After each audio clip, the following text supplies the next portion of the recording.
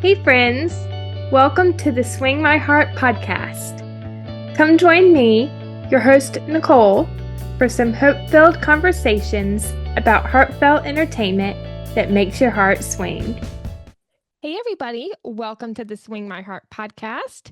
I'm your host Nicole, and today I'm very excited to be chatting with a very special guest, someone whose creativity knows no bounds. She's a country music singer and songwriter, a screenwriter, an actor, and the author of the heartfelt novel Before I Go.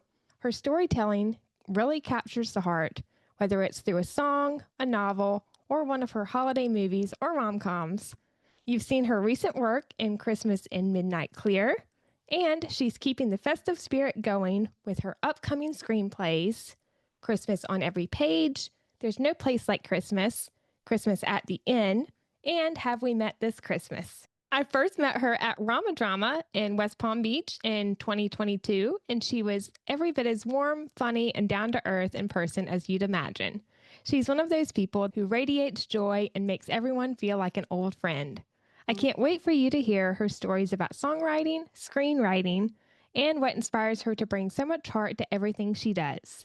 So grab a cup of coffee or hot chocolate, get cozy, and let's welcome the incredibly talented Riley Weston to the podcast. Thank you. That was so sweet and very kind of you. Of course, it's so true, and I'm excited to have you on. Well, I'm excited to be here, and I'm also excited I can finally show a little bit of my Christmas house anyway. But this is it was a very nice introduction. I hope Of course. the very kind words. Of course. It's been a long time coming. I've wanted to have you on for a couple years now, so I'm excited that we could finally. It was perfect timing, and I would think like I always try to live my life like timing is everything. This was like I've kind of pushed doing too much socializing on social media and doing stuff until I just kept like that little voice is like, just wait, just be patient, which I am not that person who is patient. So this year was a perfect timing to see you again and feel stuff and finally do this. So thank you. Yes. Of course. Yes. I'm so happy to have you on. Well, thank you for having me. Of course. So before we talk your Christmas movies and your work as a screenwriter, author, actor, I mentioned RomaDrama. What was your favorite part of that weekend? I mean, we talked about that a little bit. I'm gonna say the karaoke. Yes. Because I could do what I love, which is singing, but I could also be me and be kind of wild and fun and crazy. When I'm on stage, I can be an extrovert, and that was super fun. And also, some of my dear friend Wes Brown and Andrew Walker, we had a couple of great moments. I co-hosted with Neil Bledsoe. That was fun. So I think that was probably the highlight. And meeting so many people, which was so great. Like I think that RomaDrama, especially because it was so intimate and so well done and so well produced, like we get to like have those moments of intimacy, like with certain people and like really get to know friends. And then that kind of became like a family. I think that if they did something next year or the year after, I think they would have just as many, double the people show up because everybody else is still talking about it. I really believe that. But that was my favorite. What was your karaoke? Karaoke, right? Like we all be our like a vision of ourselves that we wouldn't necessarily put on stage, which we actually did. And just, it was just, I go back and I look at those pictures and I just laugh out loud to myself. Like it was outrageous and so much fun.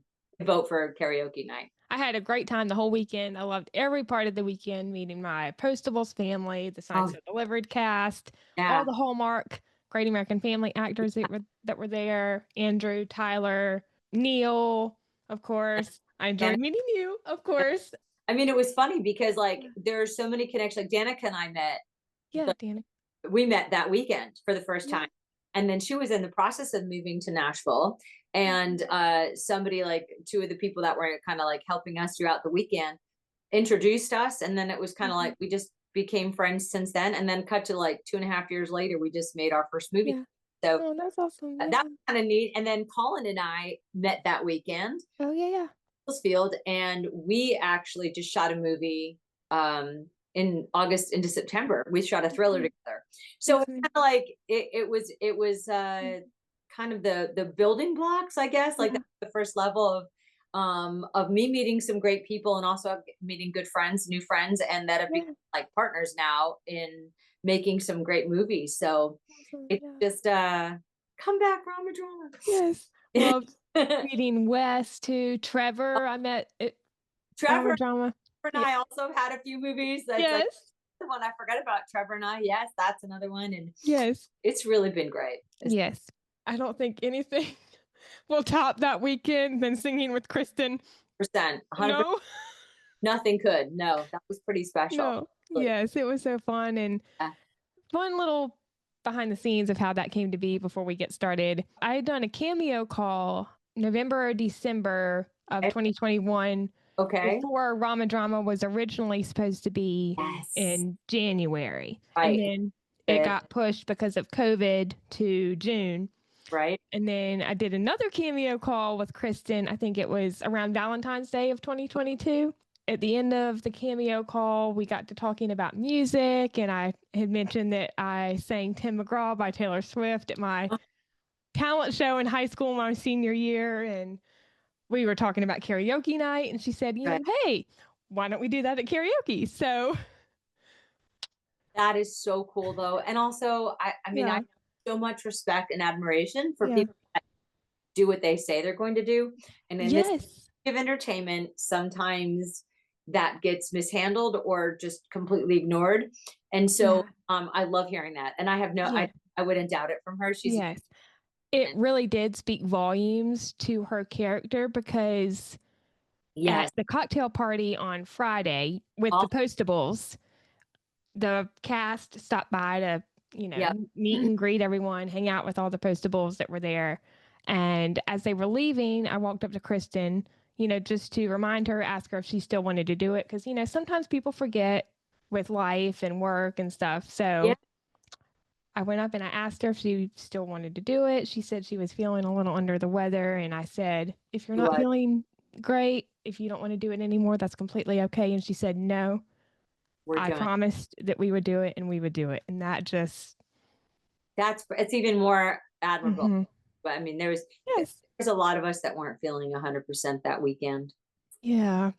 And I ended up getting COVID after that. Oh, darling, you and a lot of others. Tons of us. It's like the whole Postables family almost that were there got it. Yeah, and then some, and then some. That was, But we were all okay, but we thankfully. were So, okay. Yeah, thank but God. yeah, such an amazing weekend. Yeah, Fingers crossed for yeah. another one. For another one, please. Yes. Come on, Gabrielle and Sarah. I agree, 100%. Yes. But going to your holiday films as part of this year's Great American Christmas, Great American Family recently released Christmas in Midnight Clear, which revolves around a real estate developer coming into a struggling town and meeting a pastor. What inspired that story and that conflict in the So movie? it's funny. This kind of is where, and this has been my goal, is to try to like bring together acting, writing, and music Mhm. all in one. And that's, it seems like it would be like easy to do. It's not, right? Because it's three different careers that people know you. Oh, people in Nashville know me as a country artist, songwriter, not as someone who writes movies for TV, and not someone who's in them sometimes. So it's a very fine line of how you can kind of bridge all the gaps to come to one.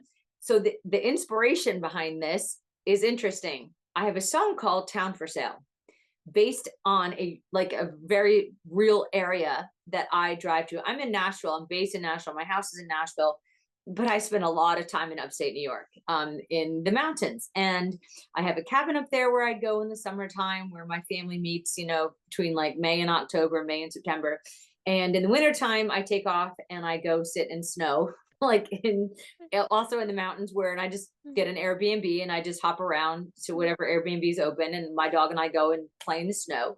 And I can be just, that's where I get my ideas, a lot of them. But driving through, when I get up there close to this place in the mountains, you drive through these towns that have just seen better days, and it breaks my heart.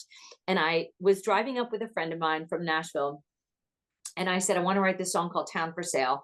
And when I write songs, it's usually, I am not musically talented as if like I can't tell you what a certain note is. I don't know how to read music to this day. I've never taken a music class. Wow. What they call the number system Nashville. I have no idea what it means. If you play something, I can hear it and sing it, but I can't tell you what I'm singing. And I hear stuff in my head before I know what kind of chords I'm singing or what notes they are. No idea. When I come in with an idea, usually my songwriter friends are like, wait, what? Like, how would you like Wow. where? And I know, but I know what I see or feel in my head. And I was like, look, the towns that we are going to drive through have like a tractor sitting out in the front yard because it just broke down and they had nowhere else to go with it and they couldn't fix it. And then there's mail that's coming out of mailboxes. And it's just like an entire town that's just for sale that people have given up and moved away. And that's the song. And so we drove through that town, the couple different towns, and he looked at me and he went, okay, town for sale. That was the first song we wrote that night, as soon as we got to my cabin. And so that song, which is one of my favorite songs, I play out almost every show. It's a favorite of mine, and I think of what the audience too. And I thought, how can I take that favorite idea and make it Christmas? And I thought, okay, well, if it's Christmas and it's a town of midnight clear that has also seen better days, and people are struggling financially, which is sadly not too far of a stretch from a lot of America right now, and having tough times and trying to make ends meet and trying to pay bills and come up with food and deal with house issues and where they're living. And I just thought mixing those two. So Christmas and Midnight Clear kind of came from Town for Sale. There's one, I'll give him credit, Chad Maurice is the one that came to me afterwards. He saw it and he goes, nicely done with the word the line town for sale in there. And I was like, you caught it. Like he was the only one that got that. I have the line town for sale in there. And that's where it came from. And the conflict kind of wrote itself, you know. I liked it being the reverse of a female coming into town, but I also liked it where she was doing what she was told. But I also loved the fact that it was her dad. So it wasn't just like a boss, it was like a whole nother level of disapproving and or going against your boss, which is also a family member. But I also liked it that it wasn't to the very end that she was like, I'm taking you down. It was, she knew a couple acts in, like she didn't feel good about it in her soul. Like she knew God was giving her another nudge to think of it differently, which is why she was always trying to find like those conversations with her dad to make him hear something different or show him something different. You know, is it the same kind of vibe that we get in a lot of these movies? Yes, but hopefully it was a little bit different, and it gave a little bit of a different I don't know, angle, I hope, anyway. Yeah, I think so. It was a beautiful movie, and I loved hearing that story. So thank you for sharing Good. that. Yeah, Yeah, thank you for asking. That was yeah, good. of I course. I Thank you. love it when Yeah, the music can inspire the movie and the movie can inspire the music, and yeah, vice. yeah. It's very true, and it's Yeah, always tough, when you're going on vacation somewhere. You're driving and you see towns like that. It's always tough to see. Heartbreaking. it really is. It really is. Yeah. And I see the same towns when I drive through it. The Mhm. same, I go the same way Mhm. every time, and it doesn't matter what season. It's still sad to Yeah. see, you know. Mhm. For sure. Christmas in Midnight Clear beautifully blends nostalgia, faith, and small town warmth. How did you find the right emotional balance between holiday magic and the real life emotion in that script? I mean, I'm going to give a lot of that credit to Nicholas Humphreys, who directed, and also the two actors. They were absolutely amazing. And I think the production team, too, they shot this in Canada. And Yeah. there's a great production that was on board. And I always feel like, listen, I don't write, God writes the movies. Like I'm the Mhm. conduit. I can have an idea, which is also God's. Like Yeah. I can know what I want to execute. Yeah. But this one, I don't want to ever say it wrote itself, but this one was written in a really short Mhm. time, knowing what the network was looking for, which is kind of a faith based Mhm. romance drama, not necessarily a rom com, Yeah. which is different than I usually do. Mhm. And this one kind of just came out. Everything kind of, there were very few notes, and it pretty much what you see in the script is what was shot. Wow. Um, and there were very few. There was no big changes. There weren't any massive rewrites for this one, which is almost unheard of. Yeah. It was a quick, I think 3 hours I spent on tweaking it and making notes. Wow. Like it was one of those, wait, what did you say it's going to be in development when? Like now, today? Like, and it was Wow. shot, I think I turned it in July 9th, maybe. Wow. of this year. 2.5, 3 weeks later, it was being shot. Wow. I've never had that happen before. Well, that's not true. This summer I have had that happen before, but not with like a script that's just mine that I didn't rewrite. Like brand new script, there you go, and all of a sudden it's shooting a couple weeks later. That's usually That's unheard of. amazing. So it was a quick turnaround, and That's and the amazing. conflict kind of again. I just always I try to just think about what I would want to see as a viewer. Like where do you lose me with the conflict, and where do you lose me with the romance part? And Mhm. that's what I try to focus on, and just again, I trust my gut. Probably too Yeah, much, but I trust my gut. that's great. Yes. And of course, I love the rom-coms, Yes. but I think my favorite movies, whether it's on Hallmark, Great American Family, Up TV, or Yes. off any of those networks, just Yes. like regular movie you would see There you in go. theaters or on another network. I love the stories with depth. Those are Yes. my favorite. Same. Because you want to feel something. I Yeah. agree with you. The rom coms are awesome, and you're always going to laugh. It's Yeah. always gonna be cute, and you know what kind of where the kiss is going to happen. You know when Yep. they're going to realize whatever's Mhm. going on. You get that. But Mhm. the ones with depth, hopefully, if the Mhm. writer has done his or her job, you're going to still think about it a week later. Yep. You're going to think about those little moments and go, oh man, that one line, or Yes. in that one moment, it could have just been, and it might not even be a line. It might even Yeah. just be actors that created a Yeah. look, or a director that said that one last look over your shoulder when you thought it was going to happen and didn't, and it happens right after that. Like those Mhm. moments that you don't expect. And Yeah. I'm right there with you. I want to be. I always say I want to laugh so hard I'm crying and cry so hard I'm laughing. I want to be moved. If I'm gonna spend an hour and a half or 2 hours watching something, make me feel.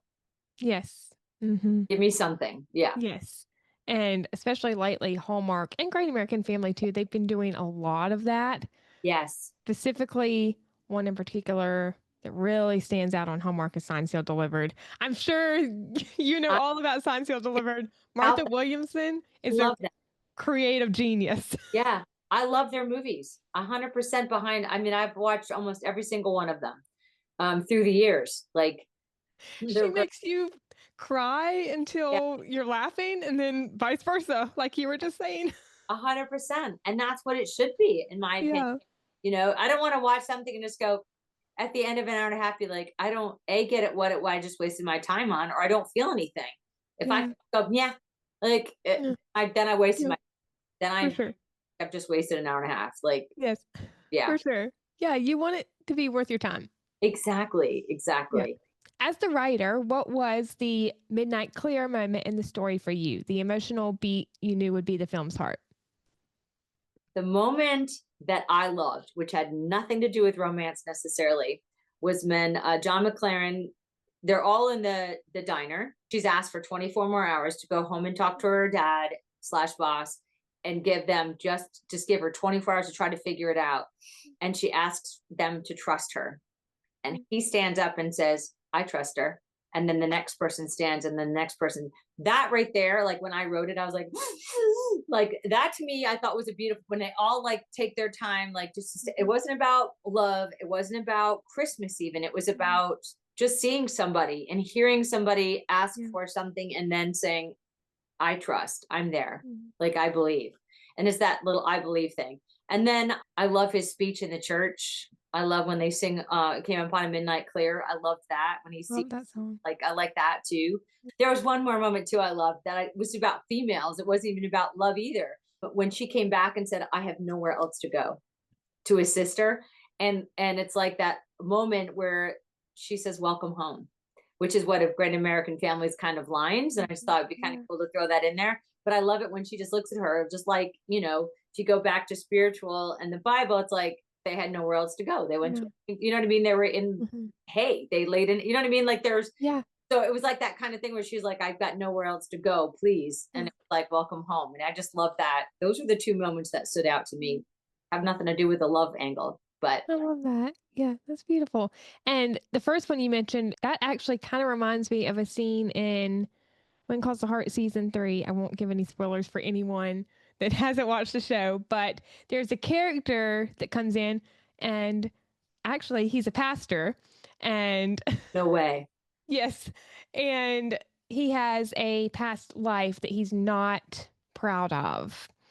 Okay. And the whole town, once they find out, they kind of kick Shun. him to the curb, so to Right. speak. Yeah. And there's a couple people in town that kind of fight for him to get his job as pastor back. And there's a Sure. scene towards the end of the episode when they all gather in the church, and Frank, that's the guy's name that Mhm. lost his job as pastor, he's Okay. giving a speech and he's apologizing for not, coming clean about his past. And at the end, I think it's Abigail who first stands up and she Mhm. looks at Henry Gowan, who I think is the Mhm. mayor at that time, if I remember correctly. And she's like, this is a democracy. And they all, Wow. That's eventually, they all stand up and vote to reinstate him. So great. that speaks volumes. Yeah. That's awesome. Yes. I just love those kind of community moments. They're Yeah. beautiful. It's a community moment. You're right. Yes. Yeah. So, without any spoilers, can you tell us any other scene maybe that you haven't mentioned that you loved writing? Mm. I without any spoilers, I love the grandfather, the dad character, who played John McClane's dad. It was so well cast. The Yeah. cast like Mm-hmm. knocked it out of the park. I love the fact that I could use scripture, but use it in a funny way. Anybody that can like use scripture to make excuses for eating cookies for breakfast. Mm-hmm. I mean that, and he did, and he was a pastor, but it was lighthearted. I love those moments too. Yeah. That's beautiful. They were just fun to write, like coming Yeah. up with ideas that could make him a little bit more of the comic relief. Even though he was kind of fighting with his health and stuff, it was like he was a fun character to play with. Yeah. I loved all those scenes. They were all amazing. Thank you so Of much. course. Yes. So, you also have several upcoming holiday films for Great American Family, which I mentioned. Yeah. Christmas on Every Page, There's No Place Like Christmas, Yeah. Christmas at the Inn, Yes. and Have We Met This Christmas? What was Ah, the inspiration behind those stories? And are there any fun behind the scenes you can share from the making of them? so let's see. The next one up is Christmas on Every Page. Page. That's the next one. That's on the 22nd, if I'm not I mistaken. think so. Christmas on Every Page, Christmas at the Inn, and There's No Place Like Christmas. Those three were what we call page one rewrites, where somebody else Okay. wrote the script or two other people might have written the script, and there was, for whatever reasons, issues that either the network or production had, and it just wasn't where they wanted to see it before they started shooting. And then they came to me to what they call rewrite or polish or fix. So those three were interesting because I don't usually do that, and I found myself doing it a lot this summer, which I'm not. I loved it. I love taking something that might not be where they need it and make it where they absolutely loved it, or at least it was better than where they wanted it, or closer to what their goal was. Which usually means, in my case, 2 out of 3 of the times, rewriting the whole movie, which was interesting. There's No Place Like Christmas. I knew Cindy was starring in it. I didn't know Sam Page was in it. I knew Cindy was in it, and I'm friends with Cindy, so it was fun to like write for her and know it in my head. It was, and she didn't know it was me that fixed it until she was basically on a plane like heading there, and I think she landed in Buffalo, and I texted her and said, "Hey, how's Buffalo? Like, are you having fun?" She's like, "Are you here? How do you know I'm here? That's creepy." I'm like, "Yeah, isn't it though?" So, and I said, "How's the script?" And she was like, "Oh my gosh, it's so good now. You should." And she's like, "Wait, how do you know about?" I'm like, "Dude, think about it." She's like, "Oh my God, it's you. They rewrote it." So that was super fun. That was probably my most fun thing to do, is to text her that. But that one, I honestly have no memory. It was a busy summer, but that one, just knowing it was for her, that made it fun for me. And also fun because I knew what I wanted to try to get it to a place where the network was a little bit happier. That was fun. The next one I think was Christmas on Every Page. And I didn't know the actors that end up starring in it. I think it's Rose Reed and Jake Allen that star in it. Super cute movie. That was just a quick polish / rewrite and tweaking here and there. Again, I liked at the end, there was like a couple mother-daughter scenes. Those were the ones that stuck out to me in that movie that is coming up. And then the other massive big rewrite was Christmas at the Inn, which I know has gone through numerous name changes. Like 3, I think. 4? 4. However, Christmas at the Inn, we're going with. It's not changing again. I love it. It's Love the name. I was able to see an early screening of that one, and I tell you right now, Jill Wagner and Trevor Donovan, both of them, are so flippin' funny. I knew they were both in it when I was writing it. Trevor, after Jill, I talked to and worked through some dialogue stuff that she requested, so I made sure that was good. And I pushed for humor, where sometimes we don't get that as much necessarily. And I kept saying they can both. I knew it. I knew that they would both have such a funny angle to it. There's one scene, and I hope it stays. It reminds me of a Lucille Ball moment, like I Love Lucy moment, and she's so funny. There's a few of those. And then one thing that happened that I found out from the director afterwards, that was a mistake that happened while they were shooting, and they kept it in there because it was so funny. So, and I'm not going to give anything away, but they made me laugh out loud. I don't know how many times. And that was like rough screening, like not color corrected, no music. It was rough. And I was laughing. So, and I wrote it. I know it's coming, but I was still cracking up watching their expressions, and they're so good together. That one was super fun to write. And then the last one, which was Danica and myself, it was Danica that had the idea. She had an amazing idea for Have We Met This Christmas about a girl that gets amnesia. And the twist of it is, she's about to buy her like a boyfriend from 20 years ago that she hasn't seen. And he did break her heart back then. And he kind of considers his heart was broken too, but they haven't spoken for like 15, 20 years. And she doesn't know it's his parents' inn that she's about to buy for her company. But when she gets amnesia, she forgets, she doesn't know that this is the inn she's supposed to buy, and spends the entire week with his family, not knowing who she is, trying to help them not get it sold, basically to her. So it's kind of a cool twist on this story. And I play Jesse Hutch's cousin, who lives at the inn with my aunt and uncle and him. And it was great. Danica and I had so much fun writing, and I had never co-written a movie before. So I'd always rewritten them, obviously, or written them on my own, but this was super fun. And we were friends anyway. So it was fun to write with her. And then we got to shoot it together, like for two friends to be able to do that. And it was just great. It was great. That one I'm super excited about, just because you might hear a song or two of mine in there as well. So that's exciting. And, although you won't know it's me singing unless you know it's me singing. So it's not like my character sings it, which is kind of cool, which is how I want it. And then there's a thriller. That one's coming out next year. That's when I shot Holland. So there was in between all the Christmas, there was like a scary movie, which is great. Offsetting that's awesome. That was a fun role, and I got to be the comic relief in that one. So that was good. And then there's a few more for Great American that are in the works, one of which that might already be for 2026 Christmas that we're already working on. So it's been super exciting. Hopefully I'll do more and more in front of the camera now. So that's what that'd be awesome. And I can't wait to see all of those movies. I think me too. I mean, they really are. They're so different. They might have the same theme kind of thing, but then when I was trying to say, like, the outlying house model might look like the others, but when you get inside, everything is different. Kind of what I hopefully try to do, and what I did this summer. So it's been a really great few months that came out of nowhere. What's the hidden gem moment in each of these films? The small scene that might fly under the radar but means the most to you? Okay, so hands down, there's no place like Christmas. There's a moment where the people that she works with, they give her an ornament that kind of changes her mind, and I don't want to give anything away. She's given something that kind of helps her change her mind. And I also love that she's very independent in her thinking. I don't want to give too much away. And if I say that scene, you'll know. But her character is pretty awesome, and comes to decisions without any influence. It's great. She was awesome.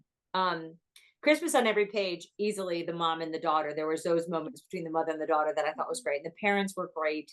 I mean, and the actors were wonderful. I don't want to give anything away. Mother and the daughter stuff there's a scene there that the daughter has an honest conversation with her mom. And I love that one. And then, I mean, Jill and Trevor in Christmas at the End. Goodness. There's a moment where they both, the funny moments are great, but there's a moment where they both kind of get up and speak. and you'll know that part. I like that, and I like the very end too. There's a line that Trevor says, which I absolutely love, that I'm sure y'all pick out when it gets. Yeah. But those three, and then with Have We Met This Christmas, there are so many moments. The actors that played my aunt and uncle, Jesse's parents, are fantastic. Danica's, I mean, she's brilliant. I think she looks amazing in it. She is so good in it. She's perfect for this role. And the fact that it was her idea, like to watch it come full fruition into full, like, seeing it made for like, as for her big first movie, I loved being a part of that. There was a few scenes that I had with Danica that I think we found out they were getting cut just because of time.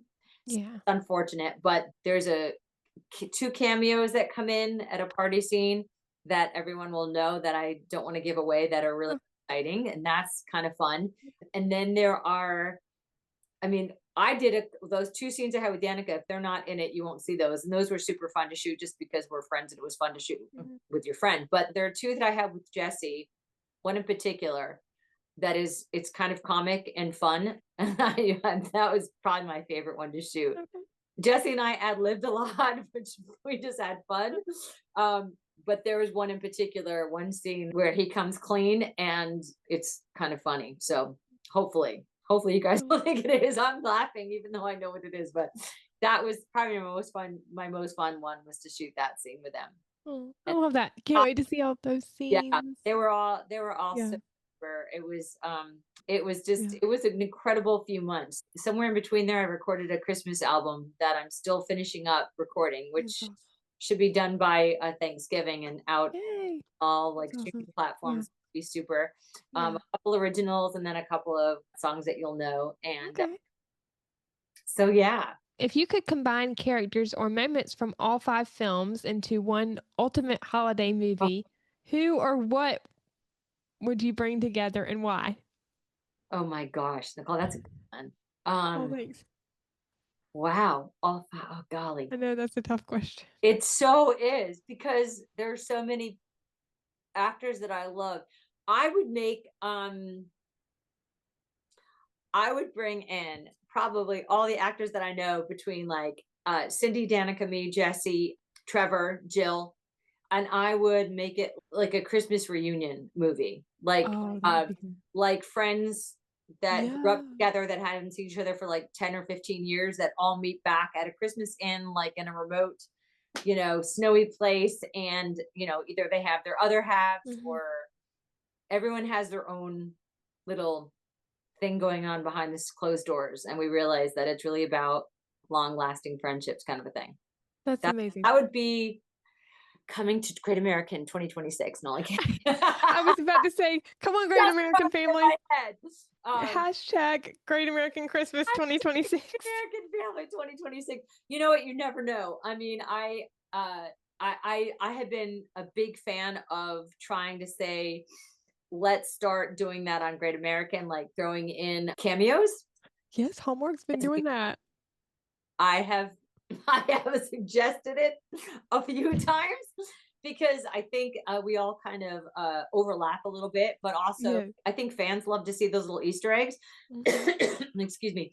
And I think it's fun for us actors to kind of like, I don't care if I'm coming in to do a cameo. Like I love it. And it also gives fans something to watch for, like me having music in a movie that I'm not even in, that you go, wait, whose voice is that? Oh my gosh, that was Riley singing that song. You know, stuff like that, I think kind of adds to more viewership and more of a crossover platform that Great American can absolutely hold right now between PureFlix and the network and, them on YouTube and all the different streams. I think this would be a really cool thing for them to start doing. So I'm hoping. Yeah, a lot of my fellow Hallmark, Great American Family friends. Yep. We've talked about how much we want a all-star kind of movie. Yes. With like so many fan favorite actors. I mean, what I just came up with, like, as a joke, but like I mean, I'm not joking that it probably won't be a movie at some point, but the biggest thing is like everyone's schedules, right? And then you have money. Like, and that everyone has their own salary cap, right? And then it's like, well, how do you afford a movie with these 5 or 6 actors that all get a certain amount of money? And then it's like, it's an unaffordable situation. And and it's a sad but very true fact that a lot of these streaming platforms have put network television in a really bad place of lowering the rates and going non-union on a lot of things, and productions have to get cut, and so do sets, and so do how many actors we can use and how many days is, you know, and they're struggling just to keep more movies out because they know that without the new movies viewers aren't going to come back. And yet how do you keep doing what you're doing without the budget that we used to? Yeah. So COVID was one thing, and then our strikes really hurt these networks that are trying just to keep going, you know. Again, all these massive streaming apps that we have. It's a tough catch-22, but you know, whatever I can do to help them and that do what I love, then I'm in. Yeah. Very true. Fingers crossed it'll happen someday. Yeah, trust me. Crossed. I would love it. Even if just the cameos to start. I think yes, for sure. Do you imagine specific Christmas songs when writing key scenes? If so, which songs capture the heart of your 5 films collectively? Oh my gosh. These are good. Okay. And only because we are now doing the music for the last movie. Danica and I were chatting before this about a few songs. Sometimes they're original. Sometimes while I'm writing in my head, I start thinking of what like could be. And perfect example is this was a song I came up with lyrics for and sent it to a friend of mine who is an amazing musician. And I could say, it sounds like this, and just make up something, and he'll come up with this amazing track that has almost nothing to do with what I sounded, but so much better. And then we kind of fit my lyrics into there, which potentially was for another movie. I won't tell you which of the four that I was like, oh my gosh, this now fits maybe another one that we're in post-production on. So I'm trying to record that sometime in the next 48 hours before I take off for I leave on Thursday for San Diego. And I'm like, I don't know how, but how can I get in the studio in the next like 17 and a half hours to record this song so that we could maybe have it for this movie? So sometimes it just depends on somebody saying, if I had a song that had this vibe in this very moment, and then it could carry through. Like it's either I get an idea like that, or if I had to pick one, and then it's hard because I have some original ones that I won't allow to go out to any other movies unless it's for that specific movie that I have the song already written for, that I want to be in. Yeah. Already has an idea and a pitch behind it and has been made. Like there are two of them that are ideas, that it's the song that came as an idea to me that I made the script idea. So those I'm holding on to because those movies get made. I don't want there to be too many versions of the song. I think Oh Holy Night's one that I always I just feel so grateful when I get to sing that song. I just love that song. That you might or might not hear in a movie coming out. And Have Yourself a Merry Little Christmas kind of fits all of them. It's just, I love that song too. And it's just, and those two are both on my new Christmas album. And they both kind of have that, I just feel gratitude when I sing them. And I just feel like those kind of encompass all 5 movies this year. Those are both great songs, and music is always so pivotal to a movie. It really is. And it does make, I just wrote one with 2 songwriting friends of mine in Nashville. We have one coming out. He sings it, a guy, a great country artist named Jimmy Charles. And we have it coming out. He has it being released, I think on Thanksgiving. And that might be somewhere in a movie. So I can't wait to hear it. So, yes, it might. Yes. Hopefully. Looking at the 5 films together, is there a recurring message or emotional through line you hope viewers take away from watching? Gosh, you're making me think, girl. I think it's just, I mean, obviously Christmas in Midnight Clear has a little bit more faith-based to it, but I feel like they all kind of have to do with love and faith. Not love and it's like about a relationship, but whether it's a mom and a daughter, whether it's about family and friends, I just feel like it's about everyone kind of has a moment, whether it's the two leads or if it's like Danica with my character lifting people up. Mhm. Like there's like my character is kind of she's a smart kind of accountant girl. She works in a small little firm part-time. But she really has this energy that Danica's character kind of sees and says, Mhm. why are you what if you could do something else? Like, what if you could do this? And I just think you shouldn't be stuck behind a desk, which kind of like helps my character see herself in a whole different light. Mhm. And I feel like a lot of those moments, whether it's the two leads that help each other kind of get there, or whether it's just like a daughter helping her mom realize her full potential in, Christmas on every page, Mhm. or, a company kind of showing Cindy's character in There's No Place Like Christmas, like you can do this, like you should, like her kind Mhm. of following her own dream. I think all of those moments when we can kind of like go out of our way to kind of make a difference in somebody else's life. I think every single movie has that theme of, and again, not just about the two leads being in Mhm. love. It's really about just uplifting somebody else just by Yeah. a word or a sentence or a smile, or to help them see themselves a little bit differently, you Mhm. know? Yeah. There's so much going on in the world, and I always love a good movie with a great message to it. Yeah. Yeah. I agree 100%. No, Yes. what kind of movie if it has a good Mm. message? Yes. I think all And underlying in there. let's rewind a little. How did you first get started in the music and TV film industry? And was there a particular moment, person, or song that set you on the path toward becoming a country artist and a screenwriter? Okay. So writing in general came out of frustration as an actress, because that's how I Right. was acting. Um, and the scripts were really bad. Oh. And it was at a time where you kind of just walked in, I hit my little mark on the floor and I would roll my eyes, do the whole thing and go, whatever. Like, okay, why am I saying whatever? Like an 80-year-old man can be angsty if his wife of 60 years just passed away. Why is my character angsty? And so I used to get, you know, I wasn't being difficult, although at the time I was labeled that, but I just want, you asked me if I have any questions, that's my question. Why am I angsty? And if a 65-year-old man, no offense, is writing for my character and he can't answer that question, well, then how much do you know the characters that you're writing? I want to know these people. And so I had an agent at the time who said, if you really think you could do so much better, then you should just go be a writer. They get paid a good Yeah. amount of money. And I was like, fine, I will. I had no idea how to write anything. Wow. All I knew by a script is by looking at a script as an actor. Mhm. And that's where it got started, Wow. the writing. And I thought, even if I really suck, like horribly suck, my mom will still like it. And also, it can't suck any worse than the stuff I'm eating. No. Really bad. And then maybe it will suck a little less, and then it won't be so bad. And then that kind of took off on its own without me saying, but wait a minute, I'm also an actress here. Let's not forget that. And that was so fast forgotten, because then they found, oh, wait, you can do this. Let's have you just do that. And then it kind of got, pigeonholed by just, which is fine. That was more comfortable at the time to just do that. But music was even before the acting.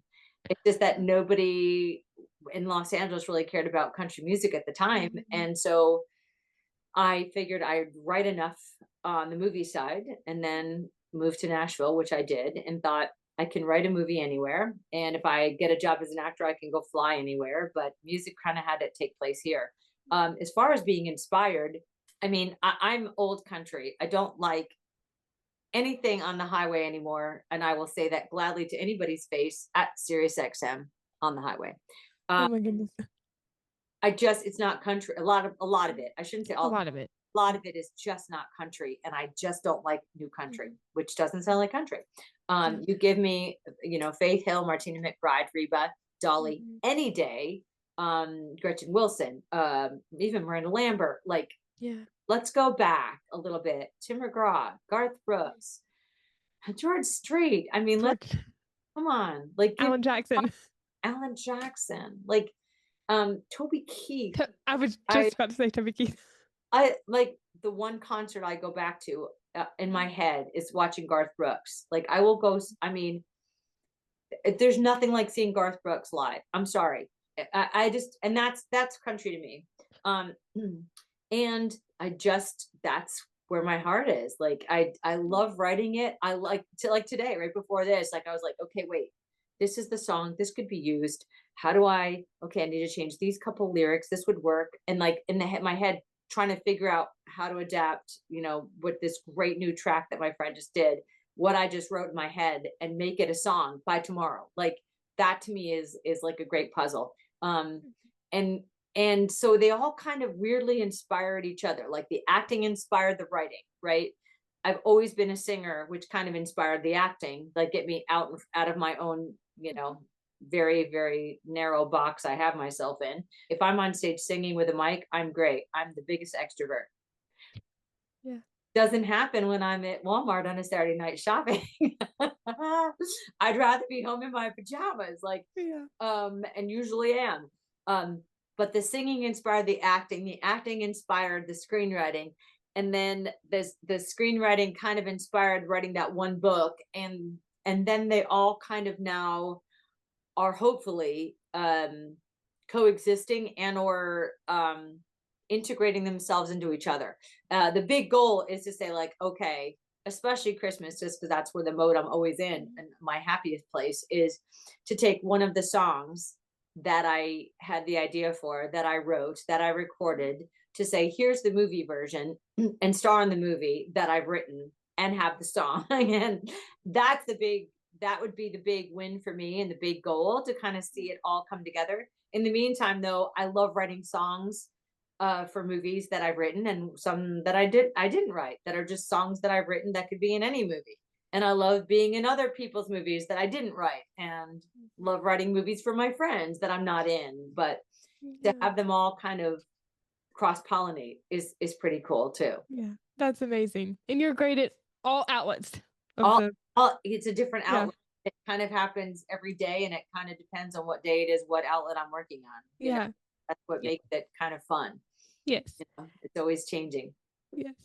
Who were your early influences or mentors when you started writing music and screenwriting, and how did they shape your storytelling? To be honest, I don't really have any. I would say that any writer on television is kind of who I followed, but there really wasn't anybody that I looked up to or said, hey, how do I do this?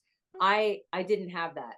Mine was like a lot of trial and error, mostly error, because like I said, as an actor only, all I knew was from old scripts to say like, okay, this is, I've done everything with writing, saying like, what do I want to see?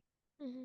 At what point do I want this to happen? And of course, now in the TV world, everything has to happen at a certain time. There are a lot of rules I got to follow in a very small box you have to stay within. On the Hallmark, the Lifetime, the Great American, Up TV. Mine has been a lot of trial and error. And I would say I look at, there's, the writers that have written on Hallmark and Great American and Up that create the same kind of movie, but do it in such a different way. When I see a different idea, I love that kind of stuff, whether it's executed the way that it should be or not on a production side. Yeah. But in the meantime, musically, I just kind of look at, again, old country. But as far as the writing goes, that's just been trial and error of me saying, I still to this day, when I get a writing job, go, really? Are you sure? I don't know if I'm going to be able to do it or not. Like, I still second guess, do it because I didn't go to school for it. I have no idea what I'm doing on the most part. I just know what I want to see. And that's kind of the attitude I go. If it's a script that I'm rewriting, I just go, I can immediately pinpoint every problem and try to fix it. But when it's an original one, or when they say, hey, can you do this? I'm like, I don't know. I hope so. I don't know. Wow. So I don't know, but I don't mind that either. It keeps me always trying harder. So your other work in this universe includes 2008's The Nanny Express, starring Brennan Elliott and Vanessa Marcil. I apologize if I mispronounced her name. Yep. And 2020's Good Morning Christmas from Hallmark, along with Great American Families, A Harvest Homecoming, starring Jessica Lowndes and Trevor Donovan. What stands out to you about those films' journeys from script to screen? And could you share how you got connected to Hallmark and Great American Family? So the Nanny Express was my first big movie. Yeah. And again, no idea. And that was a production company that came to me and said, "Could you write this?" And I'm like, maybe. It was originally they had it sitting on a shelf. I think they had two other writers that they attempted to write the version that they wanted, Hallmark wanted. And it was sitting on a shelf for about 3.5 years when they finally gave it to me and said, "Can you fix it?" And I said, "Yes, I can, if I can throw it out and start all over." And that's what I did. That was amazing. It was my first, bigger movie. Good Morning Christmas came. One of my favorite execs at Hallmark, she's no longer there, but she heard that pitch and said, this is a great movie. It was during COVID that it was supposed to go. Yes. Like, there's no way it's going. Everything is shut down. Like, there's no way they're making this movie. And then it literally started out of nowhere. I got the call that said, "Can you rewrite it? Can you tweak it? Can you polish it?" And I kept doing it. I'm sorry, my dog is creating a little barking. "Come here, Joe Bob." And all of a sudden I heard, "Hey, did you hear we're going forward in Allison Sweeney starring in it with Mark Lucas?" I'm like, "Wait, what?" And by the way, can you rewrite it one more time over Labor Day weekend? And we're starting to shoot on Tuesday. And I was like, okay. So that was amazing. Harvest Homecoming came because Trevor and I had finally met at RomaDrama. Yes. And we wanted to work together. And I said, "Hey, I've got this great idea and you'd be so good for it." And this was the pitch. And ironically, it took a little bit of time. Sorry, I'm petting my buddy. No worries. I'm petting Joe Bob while having an interview. You're bothering this interview. No worries. And in between that time when we were having this conversation, Hallmark ended up buying the pitch. So I couldn't, and Trevor had already gone over to Great American. Yeah. So we had ideas about some other movies. And this was crazy because this was right before, this was the year of the strikes. This was 2023. And this was, I think, February. And I was in an Airbnb in the middle of the winter, enjoying winter somewhere, when I had a network meeting with Great American. And they were all on there. And a couple of the production people were on there too, from the production company. And they're like, "Hey, we can't make these two that we talked about for Trevor because of timing and the strikes that are possible coming up. But can you write something else for fall?" And I went, no. I mean, I could maybe, but not the one that Hallmark just, had already bought the other one. And he said, "Can you make a whole different one?" And I was like, "I could try." And I had nothing. I said, "I'll have to go think about it." And I was upset. I'm like, I don't have another fall pitch right now. And I said, "Can you give me the weekend? I'll never forget this." And I went through Friday, Saturday, Sunday, walking like in negative 10 degrees every day, walking on a frozen lake, talking to God, being like, "I've got nothing. I've got nothing." And I think it was somewhere Monday, I was eating lunch, still nothing. And then I was like, "I just don't know." And I think they had said, "Hey, if you could be a teacher, that would be great." And I was like, "Yeah, that doesn't really give me much, but okay." And all of a sudden I was just thinking of like him coming home. And I was like, "Well, it's a Harvest Homecoming." And that, like, one little, like, all of a sudden the whole thing was kind of in my head. I wrote 2.5 pages out of nowhere, turned it in. And that was the quickest, that until recently, that was the quickest turnaround. That was on a Monday or a Tuesday, I think it was. By Wednesday, they had greenlit it at like 10 o'clock at night. The next Thursday I had a pitch meeting. And that Friday I started writing. And it literally was written as fast as I could go. I was writing, and we got it done right before. And that was the first time I had a song in a movie, and Trevor sang it at the end of the movie. That's awesome. That's amazing. I love that. That was pretty cool. And Yes. then I have the next one coming up. So Yes. that's fun. Yeah. Yes. And they're all great movies. I actually talked to Brennan on the podcast September or October, I think, of last year.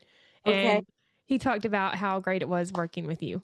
No, that's so sweet. He's had a rough time. I just admire him, and he's just incredibly gifted and talented, and just such a great guy. Good guy. He's a guy. Yes. All great movies. So I really enjoyed it. Yeah, that's awesome. That's awesome. You always know, like, as a writer, it's always nice to hear down the road that they still love that script or that project they did. So that's kind of cool. Yeah. If you could adapt one of your own songs into a movie, which would it be, and who would you cast as the leads? Well, me. Hands down. It's not getting made without me in it. Yeah, very true.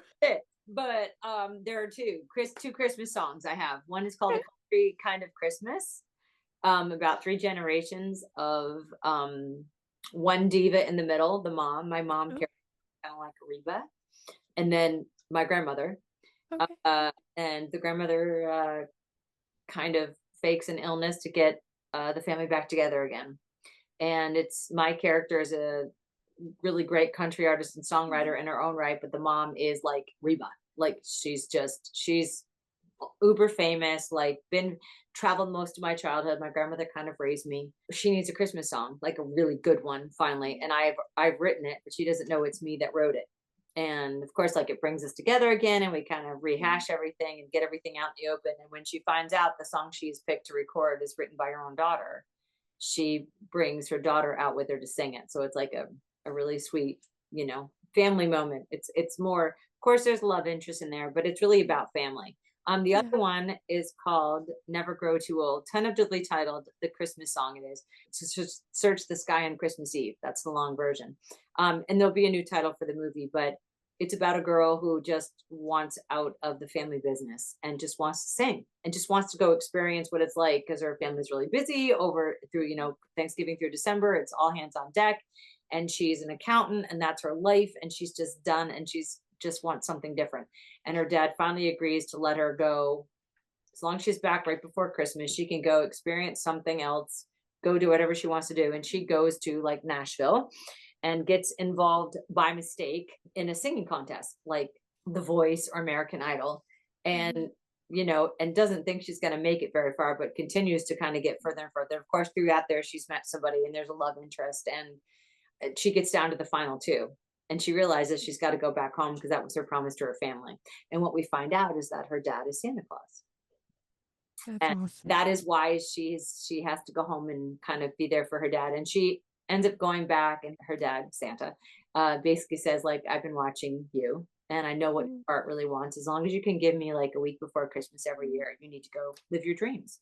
She goes back, but she hasn't written the song that she was supposed to, the big finale, and she's not ready for it. But the guy that she's kind of fallen in love with knew she was coming back and has a beautiful gown for her and has it already. And she's got the music and he's like, I can play this song.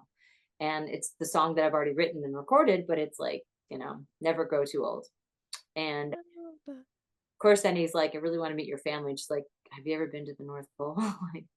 So it's got comedy, it's got a little magic in it, but it's also based in reality and kind of like doing for your family as opposed to living for yourself kind of a thing. And she falls in love too. But those two are the ones immediately. And then Before I Go, which is the book, which has a scripted adaptation already. And I've already got the theme song written and I've already recorded the theme song. So that's awesome. You never know. That could become a TV movie down the road. Yes. Come on, Great American Family or Hallmark. Oh, we're trying. I'm trying. Come on. Yes. They would all be great. I know I would love them all. I think the generational movie you were first talking about would be a top favorite of mine. Like, what was it? I think it was maybe 2 years ago that Great American Family did A Christmas for the Ages with Cheryl Ladd, Natasha Bure. That was one of my favorites. Yeah. I love the generational ones. You want to see families like how they've grown and how they get to where they're at. And, I mean, I absolutely agree with you. Yeah. That would be so fun. Yeah. Country music has always been about storytelling. How has writing songs shaped your storytelling voice as a screenwriter and vice versa? It's funny. Country music is 100% all about like the stories behind the songs. That's what we basically say. And also it all begins with the song, right? Without that song, you couldn't no one has a number one hit without me coming up with a random idea about a town for sale. I think the fun part of it is with the script, it's a long song, right? Like the song is basically just a shorter version of the script. So what would I normally would tell in an hour and 45 minutes, I have, 3 minutes to tell. So it's kind of like they both enhance each other in a weird way and kind of like help me if I have to like cut a scene. I'm like, no, there's no way I can cut it. I'm like, yeah, I can make a 3-minute song. I can cut the scene. Like, so it's given me a little bit more, confidence to know that I can handle both no matter what it takes. And they really are both as long as I'm telling a story, it's the same kind of vibe. It's just how long of a story Yeah. you tell, you know? Yeah. And that's one big reason why I love country music, Yeah. all about the stories. You're gonna get a story. Yeah. If it's a silly one, you're still gonna get it. Yeah. And I can't say that about a lot of No. country artists, like we were talking about. It's pop, and pop is great if you like pop music. It's Yeah. not country. Yes. It doesn't sound like country, and it's just not, the lyrics aren't, Yeah. I could probably name on oh, one, maybe two hands, the number of artists in the country genre that I like that's like yeah, the new country, like yeah, Scotty McCreery, Lauren Elena, yeah, Emily Ann Roberts. Those are just three that stand yeah, out. yeah. I agree. And that's Yeah. not much after that. No, there's a few others, but Yeah. I can't And think of the names off the top of my head. yeah, but they're hit or miss. The ones that I can think of, I'm like, well, Yeah. there's one that they like, but the other one I don't love. Like, then the next three are not country, and then this one is trying for pop radio, and the next one maybe it's trying to be country, but it's Yeah.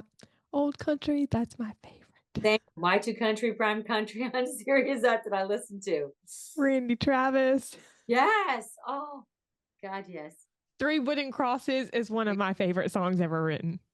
Well, and I know one of the writers of that. So when I play with him and I get to sing it with him is just, I will tell you, there is a show at the Bluebird coming up, at the end of December, right before Christmas. It's like their final of the two shows that shut down after the shutdown. And it's, Rob Mays, who is a great actor. Rob Mays is great. Country artist. He's playing the show with me, and it looks like Jonathan Stoddard. That's amazing. So it's going to be we're going to have, I thought it'd be really cool. This show that I'm doing is to kind of bring TV and music together, and us do, between the three of us have done, Great American, Up, Hallmark, and also do a lot of music. I thought this could be a really fun show for cross promotion for all three of us, and also music in movies and TV and the music, and we're all really excited. So that's going to be an amazing show. Really, if only I could be there. I know. It's going to be so good. I'm excited about that. Yes. It's been a while since I've been at the Bluebird. My dad has actually played at the Bluebird. That's very cool. It's not easy anymore. That's for sure. No, that was like, I think the first time he played there was 2008, I think, if I remember correctly. So that was a long time ago. Yeah. That's incredible. But it's a fantastic venue. It's iconic. It's iconic. Yeah.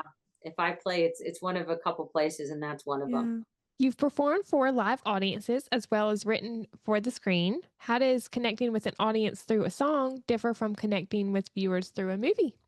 Well, it's an immediate reaction, right? Yes.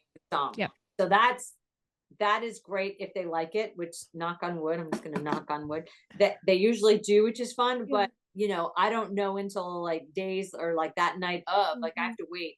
Writing the movie right back in whenever I wrote it, July, for Christmas to Midnight Clear, and then I have to wait like through production. I can see clips, but I don't know, and then I can watch it, and I won't know what everyone else is thinking until the very end. And then you have to kind of wait and see what all the fan sites are saying, and see what like people are writing me and saying, and then seeing what the reviews might say, and you kind of just have to wait and see. If I do a song and people are like, it's good. You're like, okay, didn't play well, didn't track, they didn't get it, or a different audience. Sometimes it's just the audience. Maybe they're not in the mood for that song. There's one song I have that, two of them that completely different, but no matter what, it gets the biggest reaction. One is for veterans, called Because of the Brave.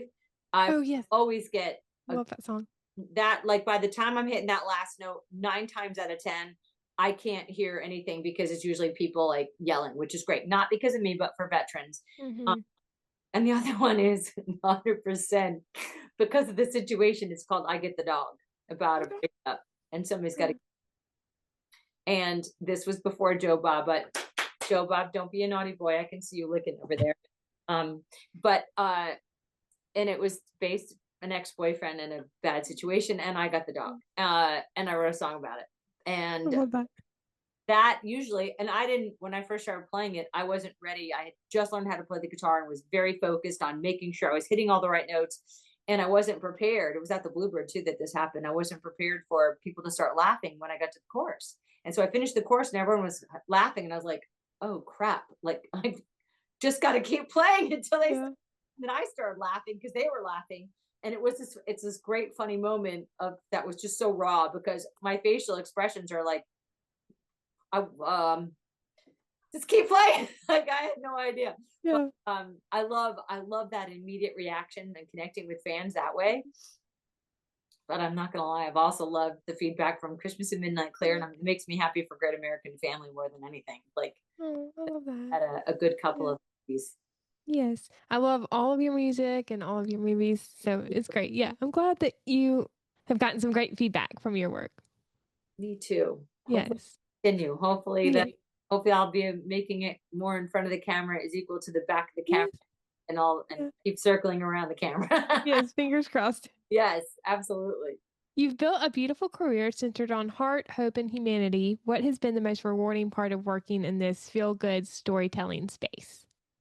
Well, I don't know if it's a good thing or not, but I live in a world that probably isn't a real world, but I consider it mine. I don't listen Mm-hmm. to anything negative. I do not watch the news ever unless we have a situation that's comparable to 9/11. I don't want to know about it, which my Mm-hmm. mom knows. If there's that level, she's allowed to call me and say, this is what's happening in the world. Yeah. I think she's done it like in the last couple of years, maybe 3 times that she says you should know that this is going on. Oh, Just wow. in case. Other than that, I don't want to know because I have to be in a place all the time that is filled with hope and faith and good Mm-hmm. wins and God wins Yes. all the time. And I got to tell you though, living in that space makes it a lot easier to keep faith myself in my own life when I'm having a Debbie Downer day or week or whatever.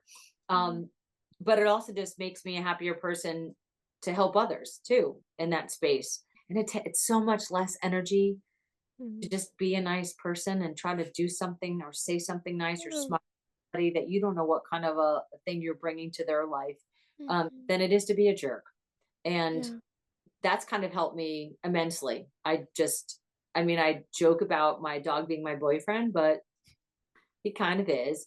And my dad remind me on a daily basis that I need to leave my house so people know that I breathe. But I'm good. Unless you're pulling up with a horse and carriage decked out in twinkle lights, I'm really not interested. Come down my cul-de-sac. I'm here waiting. Bring the horse and carriage. I might. Yeah. But other than that, I'm good. I'm Yeah. good. The good news is like I wake up happy and I don't have to have. I try not to let the drama of reality kind of Mm-hmm. affect me. The negative is I live in a reality where the drama doesn't affect me, but also I'm waiting for the horse and carriage. But no Yeah. offense, when you write a fairy tale, you Oh, want yeah, for sure. Yeah. And things have gotten really crazy in this world. It's really heartbreaking. terribly heartbreaking. And that's again why I'm good with writing comfort food. Yeah. I'm good with being comfort food Yeah. because we're And right now a little more than ever, sometimes on a daily basis, sometimes multiple times in the day. I might yeah. eat that comfort food. Yeah. So I think it's fun to write. some people have lost the kindness. Like people have stopped being kind to one another. Yeah. Just in driving. Like that to me is like Mm-hmm. what happened since I guess COVID or whatever. Like people are just, for the most part, no one wants to take time to do what's right, say what's right, or just be kind. Yeah. We need a little bit more kindness We in the do. world. We do. And again, I think it takes so much less energy to be kind than be a jerk. Mm-hmm. Very true. The entertainment industry has changed so much over the years. What advice would you give to writers and musicians who want to tell uplifting, authentic stories in today's world? Run for the hills. No, I'm kidding. Don't do it. No. Listen, it's be as authentic as you can. Yeah. Write your story. I don't care if there's a place to don't worry about selling it. Don't worry about where it's going to go, who's going to buy it, who's going to make it, who's going to star in it. Just write the story. Because look, I might think I have an idea for a song and it's going to be a great Christmas song, which is now turned into a movie, which could be on the air next year. Who knows? Like if I told you writing what your idea was is going to save a person's life, literally save their life, which changes the course of history for 4 generations to come on that side, or then some, would that be worth it? Probably. I hope if it's a good person, they'd say absolutely it'd be worth it to make an impact. Well, okay, times that by a million over your lifetime. Like, just write the story. If it doesn't go anywhere, heck, you're going to feel better. Yeah. So, and isn't that worth it? Right? To do that. So that'd be my advice. Write it. Doesn't matter how it's out, doesn't matter what format it's in. If it comes out as a poem, a song, or a movie, or a book, or a collection of short stories, just write it. And it will help you feel better about your own life, which then puts it out there. And that becomes a butterfly effect. If you're in a better mood because of what you've just written, that can affect who you live with, or your partner, or your parents, or your children, or your dog, aka boyfriend. I just think that's, sit down and do it. However it comes out, one line at a time, one word at a time. Yeah, you never know if you don't try. Never know. You do not. Yeah. So before we start to wrap up, I have a fun Jingle Bell Blitz rapid fire game if you would like to play. Okay. Let me get ready. Okay. Childhood Christmas tradition you still do today? One present on Christmas Eve. I love that. Favorite holiday song to belt out in the car? Oh Holy Night. Love that song. That's one of my favorites. Oh Holy Night. The other, the second is Have Yourself a Merry Little Christmas. Oh, yep. That's a good one, too. There's so many good Christmas songs out there. Oh, I could keep going. I mean, like, All I Want for Christmas Is You. I mean, it could go, I mean, it doesn't stop. Yep. I think if I had to pick one, I'd say My Grown Up Christmas List by Amy Grant. Well, that's one. Oh, I didn't think of that one, too. I love that movie. There is a movie based on that song called My Grown Up Christmas List with Kevin McGarry and Kayla Wallace. Which one it is? 100%. Yeah. Yeah. Such a great song. Yeah. 5 More Minutes, Bonnie McCreary. I mean, love that song. Yeah. Love it. Yes. Ice skating or Christmas market stroll? Oh, ice. Oh. See, the Before I Go book is about an ice skater. So I started ice skating to learn how to ice skate. So I'm going to have to go ice skating on that one. Yeah. I love ice skating. Yeah. I'll pick Christmas market stroll because nothing like a good day Christmas shopping. Very close second. Yeah. Yeah. But ice skating is fun. Yeah. Which 4 movies are on your Mount Rushmore of Christmas movies? That can be Hallmark and or Great American Family and or off those networks. I'm going to go with Santa Claus, Tim Allen, Elf, Christmas Chronicles, and Christmas Vacation. Those are the biggies. Hallmark Great American, I would say, without saying it, Have We Met This Christmas with Danica and Jesse, Christmas in Midnight Clear, Good Morning Christmas with Allison for my Hallmark side. Yeah. And I love Biltmore Christmas. That's my favorite. I thought it was so well written. I loved everything about it. Yes. Okay, that's a hard one for me. I know. There are too many on those networks. There are so many that I love.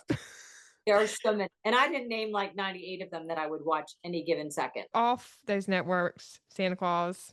Yeah. Oh, gosh. I know. Polar Express. I'll say Elf. Jack Frost with Michael Keaton. Oh, that's a good one too. Good guess. That's all really good. Yeah. It's a good one. Yes. Yeah. And then Hallmark, Great American Family. So on Hallmark, I'll say Signed, Sealed, Delivered for Christmas. Yes. Biltmore Christmas, 5 More Minutes. 5 More Minutes, so good. With Nikki DeLoach. And My Hearty Loving Heart, so that's one calls the heart, is telling me to say Santa Tell Me from last year with Daniel Lessing and Aaron Krakow. That was a good one too. Those were all... And then Great American Family, Catering Christmas. Oh, that was great. Text Before Christmas. Love that one with Merrick. Text Before Christmas. Love that. So that one. Christmas Star from 2021. Yep. Okay. Daniel Lessing and Sarah Canning. And then... That's good. I love Daniel.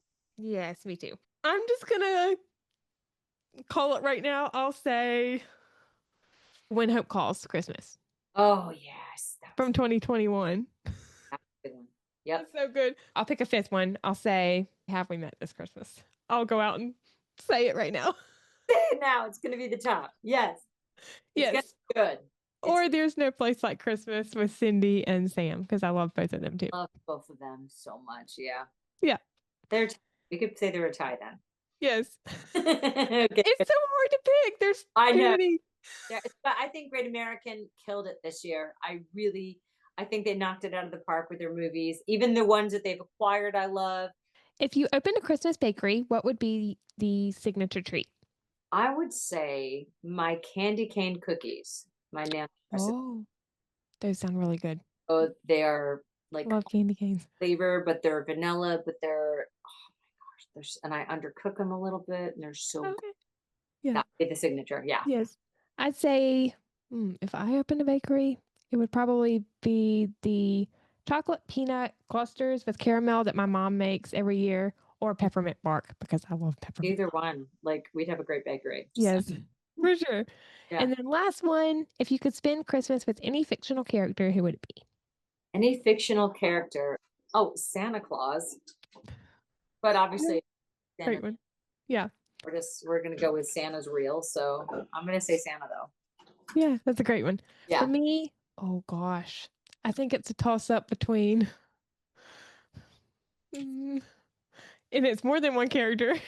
It's a toss up between Oliver Shane, Norman and Rita on Signs Still Delivered, or the residents of Hope Valley on When Calls the Heart. Any of those work for me as well. Yeah, 100%. Yes, or Brookfield on When Hope Calls. 100%. Yes, I just want to be a permanent resident there. Yep. I'm trying to tell Great American Family. I think they need somebody new to come to town. I would love that. On horseback. Let's go. I could start a petition. Please do. Bring Riley on. Please do. I want. They know that I want. I'm so desperately. I want to go to Canada so bad, and that would be amazing. I have friends on the show, and I want to go so bad. I love that. I want to be there, and I want to be on Crossroads. That would be amazing too. I mean, right? I feel like the president. Yeah. At the end of my interviews, I always ask my guests to share an inspiring quote or piece of advice. Do you have a great quote or piece of advice you would like to share? Be nice. Yeah. Be nice. Yes. Always be kind. Be kind. Be nice. Like yes. This time of the year, it's like, I mean, I always say like, I am an introvert, even though when I know somebody and I'm excited to talk to you and share fun things with people, but you don't know what people are going through behind closed doors. And it just doesn't take anything to be nice. Yeah. I mean, 5 extra seconds of your day to say, hey, how are you? And actually listen for a response, not to say, hey, how are you? And keep walking. You know, it takes 5 extra seconds or $5 extra dollars that you would go spend on a Starbucks and, you know, buy something for somebody that's not expecting it. Like there's just be nice. Yeah. What is that saying? Spread kindness like pixie dust or something? Yes. Something like that. That's what I'm going to try to do for the rest of my life. Yeah. I love that. Yeah. Well, thank you so much, Riley, for taking the time to come on. I had such a great time chatting with you. Thank you so much. This is so much fun. And I love the fact that you're the first one to see the tree and some Santa. Yay. I love that. Yeah. This was a long time coming, and I'm so excited we get to do it. And it was to talk about all the new movies. So yes, hope we can do it again in the future. Yes. Hopefully there'll be a lot more movies next year. But this was great. Thank you for the great questions too. Of course. Oh, thank you. I had such a great time. Me too, darling. Thank you so much. Of course. And where can my listeners find you on social media? Oh, you could find me at RileyWeston.com. Find music there, and that's where you can download. Hopefully the new Christmas album will be out on all streaming platforms, also either on or before Thanksgiving. And they can find them, all the songs, like Spotify and iTunes and Amazon, and also on my website where you can get it and get the whole album downloaded. I will link all of that in the description. Yes, thank you so much. Of course. Everyone, I will see you in my next episode. Love y'all. Bye. Bye. All right, everyone. I think that concludes my interview with Riley Weston. If you enjoyed this episode and are watching on YouTube, you can like this video and share what your favorite movie from Riley is and which of her 2025 Christmas movies you are looking forward to most in the comments. If you are listening on Spotify, make sure to rate and review, as your feedback is always greatly appreciated. If you want to stay up to date on all of my episodes, you can subscribe to this channel on YouTube and follow along on Spotify, and make sure to turn on the bell so you are alerted when those new episodes come. You can also find the podcast on Facebook, Instagram, and Threads at Swing My Heart Podcast, and Twitter at Swing My Heart Pod. Thank you so much for listening. I hope you have a wonderful day or night wherever you are in the world, and I will see you next time. Love y'all. Bye.